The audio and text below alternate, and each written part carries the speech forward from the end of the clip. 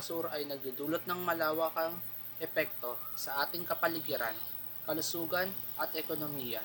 Sa kasalukuyan, ang pagdami ng basura ay nagiging isang malaking hamon, nagdudulot ng polusyon sa hangin, lupa at tubig, at nagpapakaba sa mga ekosistema.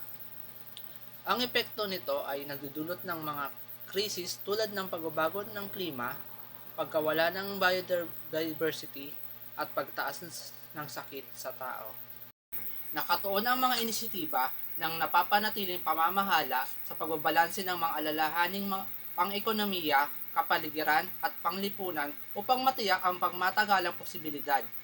Ang mga inisitiba na ito ay kadalasan nagsasangkot ng mga estratehiya tulad ng kahusayan sa mapagkukunan, pagbabawas ng basura, pakikipag-ugnayan sa komunidad at mga etikal na kasanayan.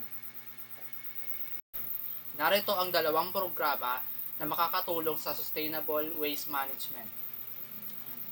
Programa sa pagre-recycle ng komunidad.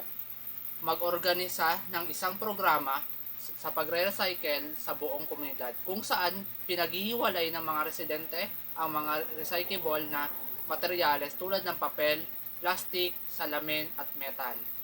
Magbigay ng mga collection point o mag-schedule ng mga regular na pick-up para matiyak na ang mga materyales na ito ay maayos na nire-recycle sa halip na mapunta sa mga landfill. Turuan ng mga residente sa kahalagan ng pag-recycle at magbigay ng mga mapagkukunan kung paano maayos na ayusin ang kanilang basura. Ito naman ang pangalawa aktibidad. Composting workshops. Mag-host ng mga workshop sa composting para sa mga sambayanan at negosyo upang turuan sila kung paano gawing compost na mayaman sa sustansya ang mga organikong basura, gaya ng mga scrap ng pagkain at mga trimming sa bakuran.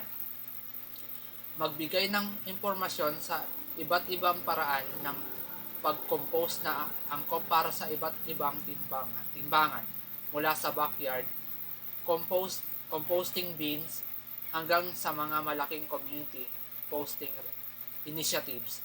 Hikayatin ang mga kalahok na isama ang pag-compose sa kanilang pang-araw-araw na gawain upang mabawasan ang dami ng mga organikong basura na ipinadala sa mga landfill at upang mapabuti ang kalusugan ng lupa.